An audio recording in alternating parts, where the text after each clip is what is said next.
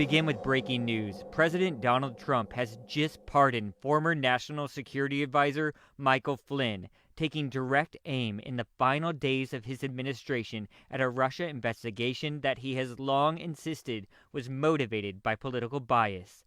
We'll continue to follow this breaking news story and bring you the latest updates on our H&N digital platforms. Hey everyone, thank you for watching. This is now Ashley and Jonathan here. We're still waiting for those coronavirus numbers from the State Department of Health, but first we'll bring you more of our coronavirus coverage. So after a spike in travel-related cases, Kauai Mayor Derek Kawakami wants to opt out of the state's pre-travel testing program. If approved by the governor, that means everyone arriving on the Garden Isle will have to do the mandatory 14-day quarantine. Here's Mayor Kawakami. Frustration, no. Concern, yes. We get frustrated briefly. I think that's a natural reaction, but we don't let it cloud our judgment. We don't get involved in politics. We're doing what I think most elected or all elected officials should do, is follow the guidance from public health experts, as well as take a look at the economic forecast ahead, the impacts of our decision making, and try to do the best that we can to help mitigate the consequences for these restrictions. When are you expecting a response from the governor on this? Well, we sent it up yesterday afternoon, so based on his 24-hour window, we'll probably hear back today.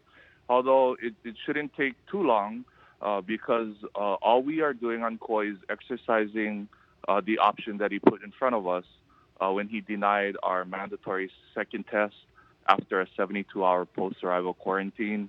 He said that wasn't going to get signed off on, but the counties have an option to opt out. And so we gave the Safe Travels program a try. We looked at the numbers. We looked where the cases were coming from. And we're really left with one option, and we're exercising it. Well, the TSA is expecting another 1 million Americans to travel through its checkpoints today, but many others are skipping travel altogether. We sent Billy V to the airport for a status check. Thank you very much. We're here at Honolulu International Airport. We're here in the inter-island lobby for Hawaiian Airlines. Let's go ahead and give you a look right now. This is pretty much how it's been all morning long since we arrived here at about 5 a.m. Not a whole lot of customers, people that are taking flights, but it's been steady.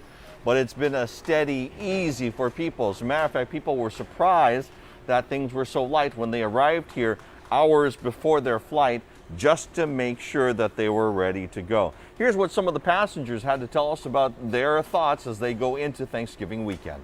We going to Hilo because it's the kid's birthday on the 27th. We usually get together, but she's out of college. She's got a job over there. It's just started, so we got to go to her.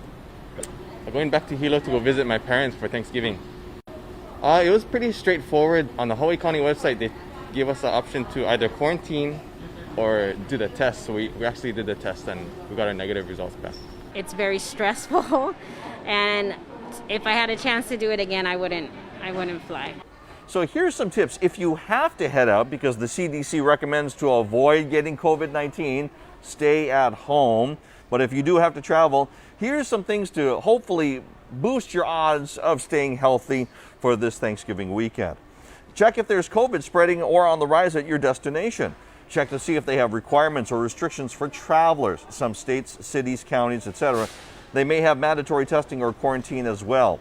Really check if you're going to another country too. Just in case, know where things are like urgent care or nearest medical provider, just in case it's needed. And remember, if you get infected while traveling, you can spread the virus to loved ones when you return, even if you don't have symptoms. Oh, and here's one for me personally. Bring several masks that you like. Not only for fashion, but it's really disappointing if you travel, you lose your one good fitting mask, and then you have to go to a store to wherever you've traveled to try to find another mask, and maybe they don't fit. Maybe the fabric is different on your face. So bring those extra good masks with you to make sure that you stay not only healthy, but comfortable as well. Along with wearing your mask, wash your hands, watch your distance, and have a safe Thanksgiving weekend. I'm Billy V from the airport for This Is Now. As Americans travel for the Thanksgiving holiday against CDC recommendations, officials are concerned these surging coronavirus cases across the U.S. will rise even higher. Laura Podesta reports. Travelers are heading to the nation's airports despite pleas from the CDC and other officials to stay home this Thanksgiving. I'm urging you not to engage in your normal Thanksgiving plans. Chicago's mayor says positivity rates in the city are dangerously high. We are still on track, unfortunately, tragically, for an additional 1,000 deaths by the new year just in Chicago alone. Coronavirus cases are surging across the Midwest. I'm a fighter. I want to get this over with. One hospital in Topeka, Kansas has had to turn a waiting area into hospital rooms for those without COVID because the ER is full. Doctors say it's only going to get worse. We're going to have patients who are very sick at home because they can't come to the hospital. As the pandemic rages, the head of Operation Warp Speed tells CBS News the first wave of vaccinations could begin as early as next month for those at high risk. As for the general population, the U.S. population as a whole should be covered in terms of vaccine doses available somewhere between the month of May and the month of December. Here in New York City, the mayor said he will announce plans next week to reopen the public schools. We'll be in stages. We will find a way back through this pandemic. The city shut down schools abruptly last week because of rising cases across the city, even though the infection rate within the schools remained low. Laura Podesta, CBS News, New York. Disgraced former prosecutor Catherine Kealoha wrote a handwritten apology letter to a judge ahead of her sentencing on Monday. She says she's been locked in her cell for 23 hours a day since April after the jury found her guilty of conspiracy and obstruction. Her husband, former police chief Louis Kealoha, and 2 other officers have also been convicted. In the letter, she asked for leniency on their behalf, but legal experts believe she's just trying to manipulate the judge. Honestly, I think her lawyer should have told her to go back and write it again. I think it starts off trying to excuse her behavior based on drug addiction. Louis Kealoha, who's seeking a divorce, will also learn his sentence on Monday. The other officers could be sentenced as early as Tuesday. A man charged with attempted murder after a brutal sexual assault has been locked out of his downtown condo by management. Allison Blair has the update. They connected through a dating app called Bumble. The conversation was brief. Looking back, she says it was full of red flags. For the women's safety, we're not revealing their names. The realization came Monday night when the woman saw this headline in Michael T. Hirokawa's mugshot online. My friend was like, oh my goodness, this guy was the one I was talking with. She says the two had recently matched on a dating app. I was actually helping her try to meet some guys on the dating site. Immediately, she said, the conversation turned sexual. The man had said, I don't have any honorable intentions on this site. I told her this guy is bad news. Don't even talk to him because he's not going to be a potential person to get to know if this is what he is already admitting. Early Saturday morning, police arrested Hirokawa at his Capitol Place condo. Security cameras show him bringing a woman back to his unit a little after midnight. An hour and a half later, surveillance video shows her nude in an elevator, bleeding profusely. It's still unclear how the pair met, but according to court documents, when police asked the victim what happened, who did this to you, she replied, Unit 2701, Michael. He's crazy. Inside the condo, officers said a trail of blood led through the suspect's kitchen and living room into the bedroom. When officers turned on the light, they found Hirokawa naked, sleeping, and snoring in a blood-soaked bed. A curtain rod had been pulled down off the wall. The woman was rushed to the hospital in critical condition with a deep laceration on her private area. We reached out to Hirokawa's attorney about the case, but were told no comment. The 31-year-old's profile was taken off the dating site after site managers were informed what happened. A Bumble spokesperson said in a statement he has been removed and banned from our platform, adding, we have a zero-tolerance policy for harassment and abuse. That news came as a relief. I was concerned for the safety of the women who are not aware of this guy being on this dating site and any girl could be a victim. Like, he's out on the streets right now. I spoke with officials at Capitol Place, the complex where the suspect lived. They tell me they're working with police and that the locks to Hirokawa's unit are being changed and he will not be allowed back on the property. Allison Blair, Hawaii News Now. Tens of thousands of jail and prison inmates, including convicted serial killers and well-known inmates like Scott Peterson, have carried out what prosecutors are calling possibly the largest fraud scheme in California history. Chris Martinez has more. Quite frankly, the inmates are mocking us. Prosecutors say at least 20,000 California prisoners cashed in on a brazen unemployment scam. Every type of inmate that you could conceivably think of, murderers doing life or life without the possibility of parole, rapists serving hundreds of years of a sentence. The list includes some of the state's most notorious prisoners, including Scott Peterson, convicted of killing his wife, and serial killer Carrie Stainer, all named on fraudulent unemployment claims during the crush of COVID job losses. There's been 133 death row inmates that have claims in their names. 133. The investigation has so far uncovered more than $140 million sent to inmates across the state. The benefits were sent on prepaid debit cards to accomplices on the outside. What we have learned over the last several weeks is that repeatedly individuals would go to ATMs with a stack of these debit cards, removing up to $1,000 at a time. The claims came between March and August at the height of the pandemic, when the Employment Development Department was overwhelmed with more than 16 million applications. The reality is there's no system in place in California to cross-check the prison data. Prosecutors say most of the money will never be recovered. Chris Martinez, CBS News, Los Angeles. And we have those numbers now from the State Department of Health. Health officials are reporting 108 new cases today and 2 new deaths. The breakdown by county shows 93 of the new COVID-19 cases are on Oahu, 1 on the Big Island, 5 on Maui, 1 on Kauai, and 8 out of state. The state's death toll is now at 235 with the 2 new fatalities. And to weather now, here's a live look at Hanalei Bay on Kauai, where a flash flood warning remains in effect. Kuhio Highway near the Hanalei Bridge has been closed because of flooding, and a shelter has been opened at Hanalei Elementary School. Classes at the school were canceled today because of the weather. For more on the forecast, let's send it over to Guy Hagi.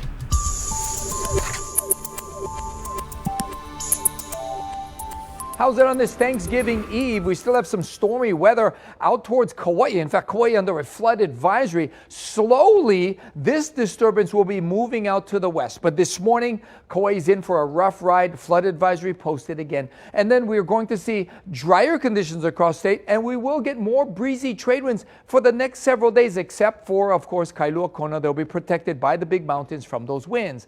So winds running 15 to 20 today. More sunshine today than yesterday. Fewer showers, but it's not going to be totally dry. We will have some windward and Mauka showers, and we will have some really lousy surf, basically. The biggest surf is where it's choppiest, 5 to 7 feet. A small pulse is expected in to the north shores. No significant swells coming until maybe the weekend. That's when the swells will get bigger up in the country.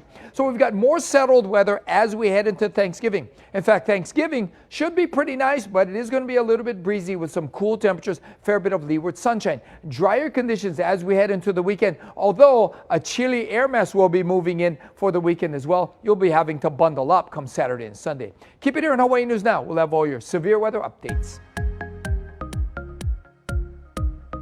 Well, the Salvation Army is still feeding those in need tomorrow, but they're taking additional precautions. Casey Lund has our good news now.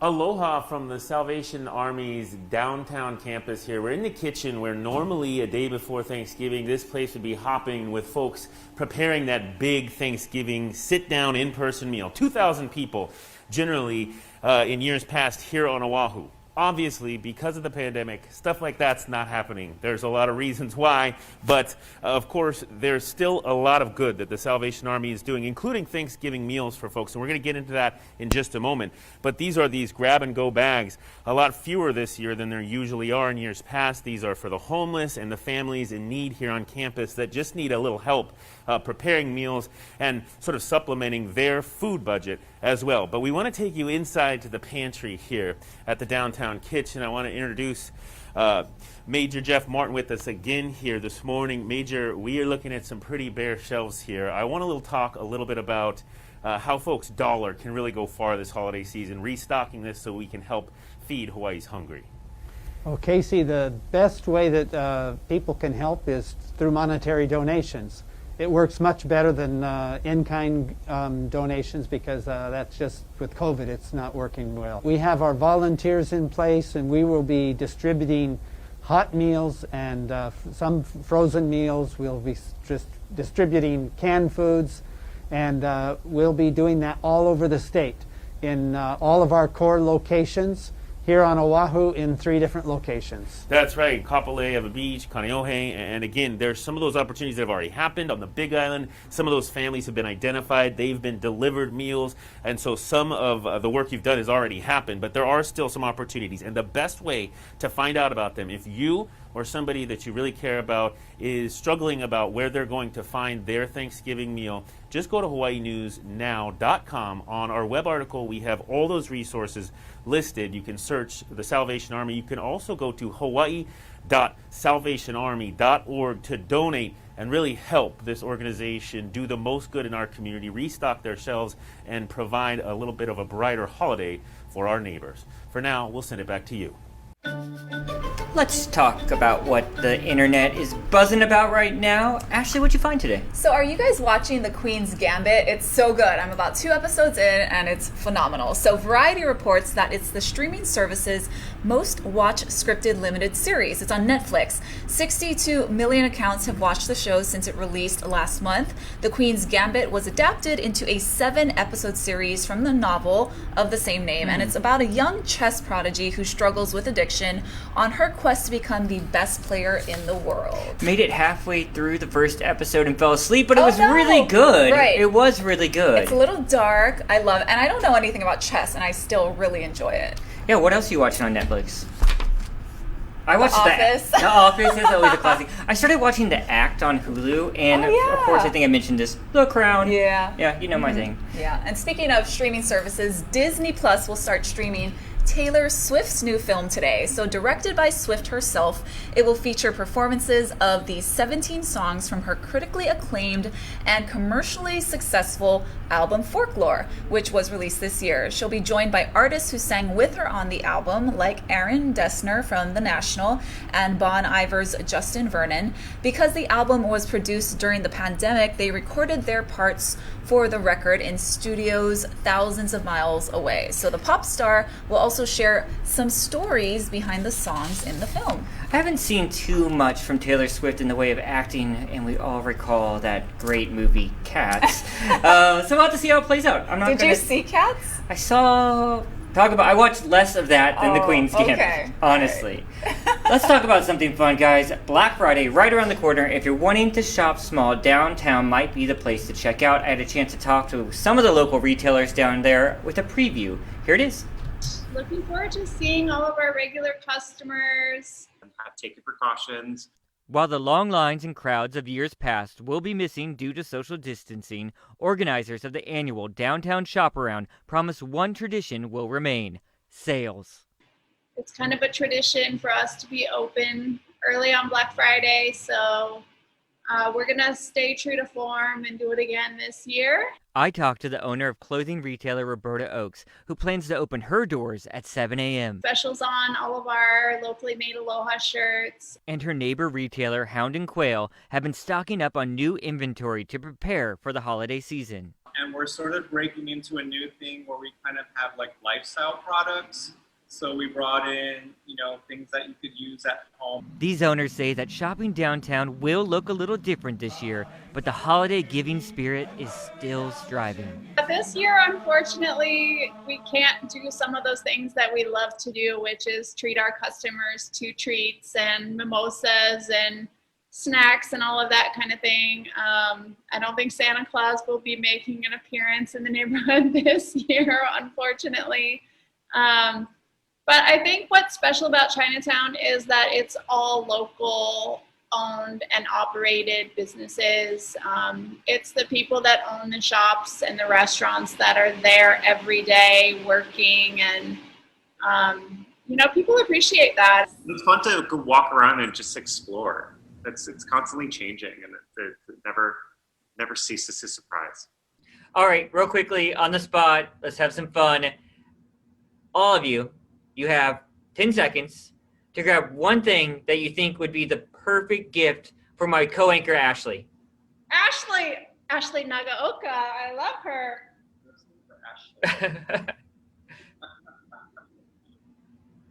Ooh, that looks good.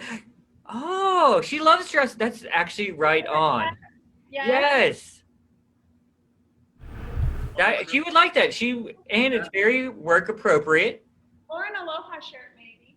Hey, I'd take an Aloha shirt. Ooh, what'd you find, Travis? It's just a nice little scent. This is called Persephone Emerges, and we carry like a little company called Fat and the Moon. And it just I love how it kind of builds throughout the day. So it's a bit of an adventure for anyone who likes to wear scents. Ooh. There you go. I'm already looking out for you, my friends. Thank you. Good picks, you guys. Yeah, they did a good job. That dress is such an Ashley dress. Oh, yeah. I love denim. Yeah. I would rock that for sure. Thank you.